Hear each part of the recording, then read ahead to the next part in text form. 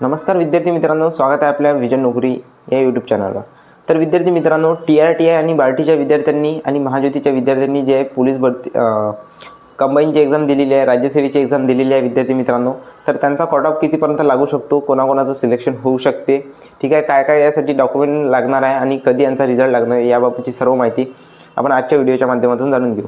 तर सर्वात आधी TRTIच्या विद्यार्थ्यांसाठी सांगून देतो की तुमचे जे विद्यार्थी मित्रांनो, पोलीस भरतीच्या वॅकन्सी तर 18,000च्या प्लस आहे, परंतु कंबाईनच्या आणि राज्यसेवेच्या ज्या वॅकन्सी आहे त्या कमी आहे। तर विद्यार्थी मित्रांनो, त्यामध्ये सुद्धा ॲडमिशन करणार आहे विद्यार्थी, तर तुमचे जास्तीत जास्त चान्सेस आहे विद्यार्थी मित्रांनो 50 प्लस TRTIचे 50 प्लस विद्यार्थी मित्रांनो, जर तुम्हाला पर्सेंटाईल असेल 50 प्लस 60 प्लस जर तुम्हाला पर्सेंटाईल असेल तर तुमचं MPSC कंबाईनमध्ये किंवा राज्यसेवेमध्ये विद्यार्थी मित्रांनो सिलेक्शन होऊ शकते।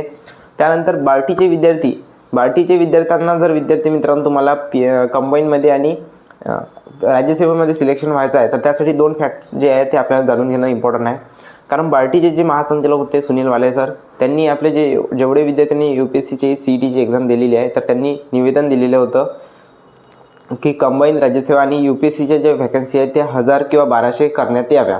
जर विद्यार्थी मित्रांनो त्यावर निर्णय जो दिलेला असेल, ठीक आहे, की वॅकन्सी 1000 केलेल्या आहे कंबाईनच्या राज्यसेवेच्या आणि UPSCचा, तर जो आहे विद्यार्थी मित्रांनो विद्यार्थ्यांना खूप मोठ्या प्रमाणात बेनिफिट मिळणार आहे बार्टीच्या, जेणेकरून त्याची पोलीस भरतीची जेवढी यादी आहे तीसुद्धा वेटिंग लिस्टच्या विद्यार्थ्यांना प्राधान्य मिळेल, IBPSच्या विद्यार्थ्यांना, SSCच्या विद्यार्थ्यांना प्राधान्य मिळेल।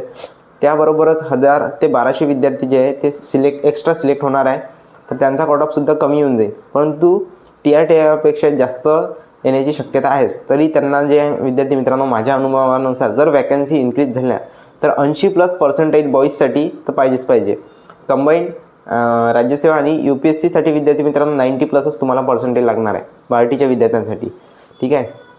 त्यानंतर जर गर्ल्स असेल तर तुम्हाला 75, त्यावर दोन फॅक्ट आहे विद्यार्थी मित्रांनो, जर का वॅकन्सी इन्क्रीज झाल्या नाही तर तुम्हाला 90च्या वरतच पर्सेंटाईल जे आहे ते लागणार आहे, ठीक आहे। तुम्ही बार्टीचे असावं, TRTIचे असावं, महाज्योतीचे असावं, आणि महाज्योतीचे जेवढे विद्यार्थी आहे तर त्यामध्ये विद्यार्थी मित्रांनो खूप जास्त कॉम्पिटिशन राहणार आहे। 95, 94 इथपर्यंत जर तुम्हाला मार्क असेल, पर्सेंटाईल असेल, तर तुमचं सिलेक्शन होण्याचे चान्सेस आहे MPSC कंबाईनमध्ये, राज्यसेवेमध्ये आणि UPSC या एक्झाममध्ये, ओके। आणि डॉक्युमेंट काय लागणार, तर TRTIच्या विद्यार्थ्यांसाठी कास्ट व्हॅलिडिटी कंपल्सरी आहे, 3 वर्षाचा उत्पन्नाचा दाखला जो सर्वांसाठी आहे विद्यार्थी मित्रांनो, आणि बार्टीसाठी कास्ट व्हॅलिडिटी लागत नाही, ओके। जे विद्यार्थी OBC कॅटेगरीचे आहे म्हणजे महाज्योतीचे विद्यार्थी आहे त्यांना नॉन क्रिमिनलसुद्धा चालून जाते, ओके। तर अशा प्रकारे आणि डॉक्युमेंट जे विद्यार्थी मित्रांनो तुम्हाला स्क्रीनवर पाहायला मिळूनच जाईल, ठीक आहे। ते सर्व तुम्ही रेडी करून ठेवून द्या। जर तुम्हाला बऱ्यापैकी मार्क्स असेल, मी सांगितले तेवढ्या प्रमाणात जर तुम्हाला मार्क्स असेल तर तुम्ही तुमचे पूर्ण जे डॉक्युमेंट आहे ते तुम्ही रेडी करून ठेवून द्या। आपल्या सूत्रानुसार म्हणजे विद्यार्थी वारंवार बार्टी संस्थेला कॉल करत आहे, सर रिझल्ट कधी लागणार, रिझल्ट लागणार तरी कधी। तर विद्यार्थी मित्रांनो ते जे आहे ते आपल्याला 21 तारीख सांगत आहे, ठीक आहे। आणि बार्टीचे जे डिपार्टमेंट आहे, रिझल्ट डिपार्टमेंट, त्यांनी सांगितलं होतं की 5 तारखेच्या नंतर जे आहे ते आम्ही रिझल्ट लावू शकतो, कारण बाकीही रिझल्ट येत आहे विद्यार्थी मित्रांनो। आता जस्ट नाव महाट्रान्सकोचा रिझल्ट जो आहे तो आलेला आहे, तर बार्टीला कोणती प्रॉब्लेम आहे अशा प्रकारचे तुम्ही प्रश्न विचारा। नंबर तुम्हाला आपल्या टेलिग्राम ग्रुपवर, व्हॉट्सअप ग्रुपवर कमेंट बॉक्समध्ये पिन करून देईन बार्टी ऑफिसचा, कारण त्यांच्याकडे पूर्ण जबाबदारी आहे रिझल्टची।